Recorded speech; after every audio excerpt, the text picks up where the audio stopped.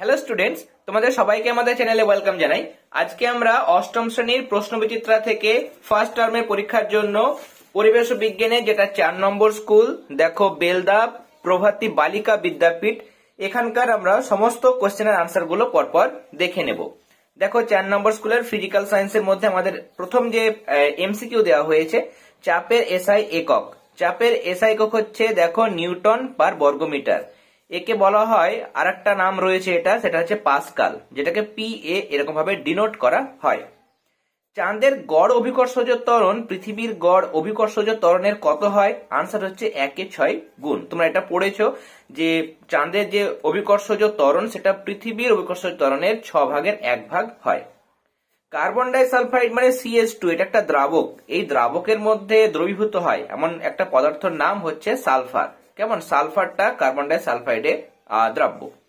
Calcium phosphate. Calcium phosphate দেখো, calcium লিখলাম, phosphate মানে তোমরা জানো ফসফেট মূলক PO4। ফসফেটের যোজ্যতা 3, সেটা ক্যালসিয়ামের নিচে বসে, যোজ্যতা চেঞ্জ হয়। আর ক্যালসিয়ামের যোজ্যতা 2, সেটা ফসফেটের নিচে বসবে। তাহলে Ca3PO4 অপশন A এটা হবে ক্যালসিয়াম ফসফেটের সংকেত। এরপরে শূন্যস্থান পূরণগুলো দেখে নাও। প্রথম যেটা শূন্যস্থান পূরণ, যেসব আয়নিক যৌগ দেখো যেগুলো জলে দ্রবীভূত হয় এবং জলে আয়ন তৈরি করে সেগুলো কিন্তু তড়িতের পরিবাহী হয়। তাহলে জলে দ্রাব্য তারা কিন্তু তাদের যেটা জলীয় দ্রবণ সেটা তড়িতের পরিবাহী হয়। 1 কেজি ভরের বস্তুকে পৃথিবী কত নিউটন বল দ্বারা নিজের কেন্দ্রের দিকে টানে? আনসার হবে 9.8 নিউটন। যদি তোমাদের প্রশ্ন আসে 2 কেজি ভরের কোন বস্তুকে, তাহলে 9.8 কে 2 দিয়ে গুণ করবে। যদি বলে 10 কিগ্রা ভরের কোন বস্তুকে পৃথিবী কত বল দ্বারা টানে, তাহলে 9.8 এর সঙ্গে 10 গুণ করবে। কেমন? এরপরে নেক্সট কোশ্চেন দেখো, প্লবতা কি? এটার আনসার টেক্সট বুকে পেয়ে যাবে। আমি ছায়ার বুক থেকে দেখাচ্ছি। দেখো, তরল বা গ্যাসে আংশিক বা সম্পূর্ণ নিমজ্জিত কোনো বস্তুর ওপর ওই তরল বা গ্যাস লম্বভাবে ঊর্ধ্বমুখী যে বল প্রয়োগ করে তাকে প্লবতা বলে। আর আমরা জানি যে প্লবতার মান নিমজ্জিত বস্তু দ্বারা অপসারিত তরল বা গ্যাসের ওজনের সমান হয়। পেজ নাম্বার হচ্ছে 11।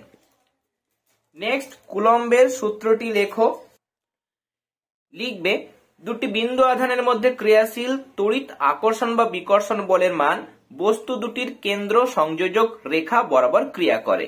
যদি দুটি বিন্দু আধান, দেখো এটা একটা হচ্ছে Q1, এটার আধান হচ্ছে Q2, এই দুটো বিন্দু আধানের মধ্যে যে আকর্ষণ বল বা বিকর্ষণ বল সেটা এই দুটি বিন্দু আধানের সংযোজক যে সরলরেখা সেই বরাবর কাজ করবে।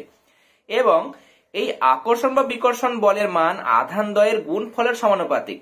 এটা যদি আধান Q1 হয়, এটার আধান যদি Q2 হয়, তাহলে বলছে এই দুটির মধ্যে আকর্ষণ বা বিকর্ষণ বল মানে ফোর্স সেটা এই দুটির আধানের গুণফলের সমানুপাতিক। তার মানে F সমানুপাতিক Q1 ইন্টু Q2। এবং ওদের কেন্দ্রদ্বয়ের দূরত্বের বর্গের ব্যস্তানুপাতিক। এই দুটির কেন্দ্রদ্বয়ের মাঝের দূরত্ব হচ্ছে R, তাহলে তার বর্গ মানে R²। ব্যস্তানুপাতিক বলেছে, তাহলে নিচে থাকবে R²টা, তার মানে F সমানুপাতিক 1/R²। নিয়ে আলটিমেট দেখো যে সম্পর্কটা আছে সেটা হচ্ছে F সমানুপাতিক Q1 Q2 বাই R²। আর সমানুপাতিককে সমান চিহ্ন দিতে গেলে একটা ধ্রুবক আছে, সেটা হচ্ছে K। তাহলে আমরা পেয়ে যাচ্ছি F is equal to K into Q1 Q2 by R²। তোমরা সূত্রটি লিখবে এবং পারলে ফাইনাল সমীকরণটা দেবে, নিয়ে কোনটা কি মানে Q1 কি, Q2 কি, R মানে কি সেটা তোমরা একবার লিখে দেবে। পেজ নম্বর এটা 53। এরপরে কপার সালফেট দ্রবণে লোহার পেরেক ডোবালে কি ঘটবে সমীকরণ সহ লেখো। এটা টেক্সট বুকে তোমরা ভালো মতো ভাবে পেয়ে যাবে। লিখবে, কপার সালফেট দ্রবণে একটা লোহার পেরেক ডুবিয়ে রাখলে দেখা যাবে যে লোহার পেরেকের গায়ে ধাতব কপারের লালচে বাদামি রঙের একটি আস্তরণ পড়েছে। বিক্রিয়ার সমীকরণ হলো Fe প্লাস CuSO4। দেখো FeSO4 প্লাস Cu। তাহলে কপার সালফেটের সঙ্গে আয়রনের বিক্রিয়ায় ফেরাস সালফেট উৎপন্ন হচ্ছে এবং কপার কি হচ্ছে প্রতিস্থাপিত হচ্ছে। এটা এক ধরনের প্রতিস্থাপন বিক্রিয়া। এবং ধাতব কপার যেহেতু এখানে অধক্ষিপ্ত হচ্ছে, সেই ধাতব কপার তখন কি হচ্ছে ওই লোহার পেরেকের গায়ে জমছে, তার জন্য কিন্তু একটা লালচে বাদামি রঙের আস্তরণ পড়ছে। এটা পেজ নম্বর 73। নেক্সট বলেছে যে আমি সবচেয়ে হালকা নিষ্ক্রিয় গ্যাস, আমাকে গ্যাস বেলুনে ব্যবহার করা হয়, আমি কে? আমি হচ্ছে হিলিয়াম। তাহলে তোমরা এখানে হিলিয়াম এই কথাটি লিখবে। লাইফ সায়েন্সের পোর্শনটা দেখে নেব। প্রথম প্রশ্ন দেখো, চোখের রেটিনাতে অবস্থিত মৃদু আলো শোষণে সক্ষম। আনসার হবে এখানে রড কোষ। রড কোষ মৃদু আলো শোষণে সক্ষম।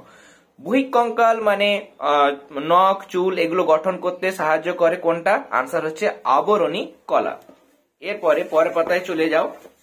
দেখো শূন্যস্থান পূরণ দিয়েছে। প্রথমটা ড্যাশ থেকে গলগি বডির সৃষ্টি হয়, আনসার হবে এন্ডোপ্লাজমীয় জালিকা। ব্যাকটেরিয়ার কোষে শ্বসনে অংশগ্রহণ করে, এখানে আনসারে তোমরা লিখবে মেসোজোম।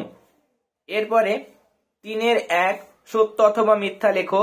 যৌগিক আলোক অনুবীক্ষণ যন্ত্রে ফটোগ্রাফিক ফিল্ম ব্যবহার করা হয়, এটা হয়ে যাবে মিথ্যা, তার কারণ তোমাদের টেক্সট বুকে দেখবে দেওয়া হয়েছে ইলেকট্রন অনুবীক্ষণ যন্ত্রে ফটোগ্রাফিক ফিল্ম ব্যবহার করা হয়, যৌগিক আলোক অনুবীক্ষণ যন্ত্রে কিন্তু নয়।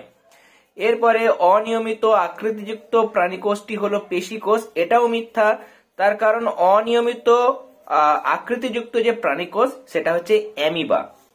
এরপর 4 দাগে প্রশ্নে চলে যাব। প্রথম প্রশ্ন, উদ্ভিদ কোষ ও প্রাণী কোষের মধ্যে পার্থক্য লেখো। প্রথম পার্থক্য তোমরা লিখবে যে কোষ আবরক, এটা হচ্ছে বিষয়।